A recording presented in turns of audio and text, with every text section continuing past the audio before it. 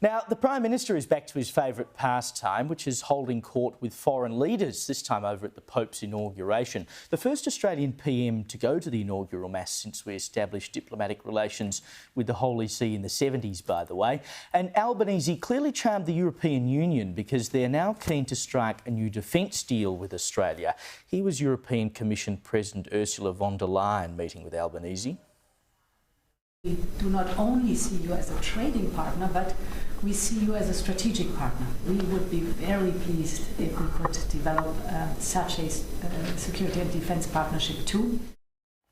To help break down what this is supposed to look like, what this deal might look like, I'm joined now by Director of Strategic Analysis Australia, Michael Shoebridge. Michael, based on what we've heard so far, and we know that the EU has done deals with a number of other nations recently, what would they be expecting of us and what should we be expecting of them? Well, Caleb, I think the EU's expectations are really very simple. They would be expecting Australia to have looked at what they agreed with Japan and South Korea recently, and they've just signed another Defence and Security Cooperation Agreement with the UK. And it's a broad framework that says, let's work more closely together.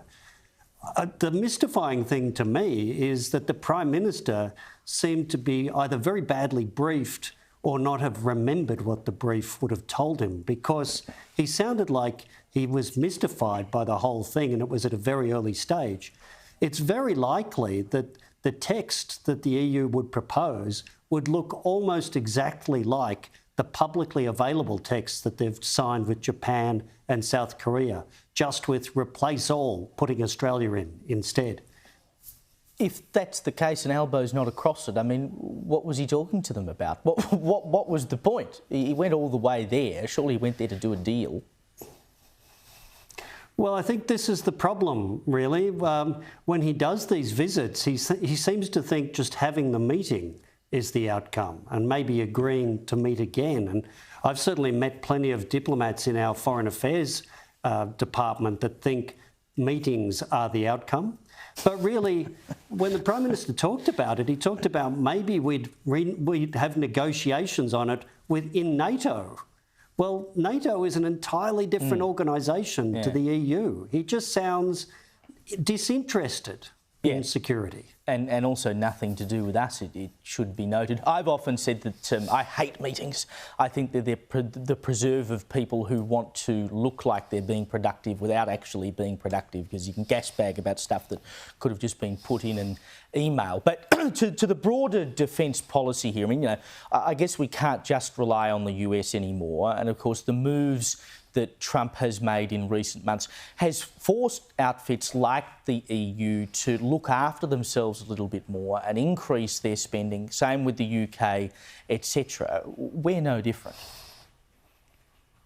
Well, that's right. So there could be some meat around this EU-Australia Security Cooperation as the EU starts spending €150 billion, a new fund they've just put together. That could be some opportunities for Australian defence companies. But I think we've got to keep pretty low expectations about what Europe and Australia might do together. One reason that occurs to me why Mr Albanese was reluctant to even talk about this is if he had read the agreements that have been entered between the EU with Japan and South Korea, he would see that they're agreeing that really Russia and China are a common challenge for Europe and our part of the world. And he wants to run a mile from that characterisation. Why would you run a mile from that characterisation? Well, we know why, to pander to China. But honestly, if you want to protect your country, you can't run a mile from that characterisation. We know it's going on. It's something we all have to stand up against. And how could we expect allies, be they in Europe or the US or the UK or anyone else, to stand by us if we're not willing to acknowledge the same things that they are? Well, I agree with you, Caleb. And really, if Mr Albanese was thinking security was important and wanted to build a relationship with the EU, he could have pulled out a draft text where he had written Australia instead of Japan and said, we'd be ready to sign this today. But instead, we hear about it's at a very early stage and we'll have further chats and it might go on for some time. It's all just the way he behaved in his first term. If I can have meetings and more words with no outcomes, that's a good day. Just very quickly before we go, Michael, speaking of meetings, Albo also met with Vladimir Zelensky and discussed Oscar Jenkins, of course, the Aussie who's been sentenced in Russia. What should we expect out of that? Well, I tell you what, if Mr Albanese could actually deliver the 49 old tanks that we promised to give Ukraine in October last year, he might get President Zelensky's attention and full cooperation. So I think that'd be a good thing for him to do. But really, there is some possibility that Oscar Jenkins could be rolled into a Ukraine-Russia prisoner swap. That happened with some British nationals earlier in the war. But I really think it's about engaging with Ukraine, supporting them and delivering on our promises, like getting tanks there in under a year. Indeed. Michael, thank you so much for your time.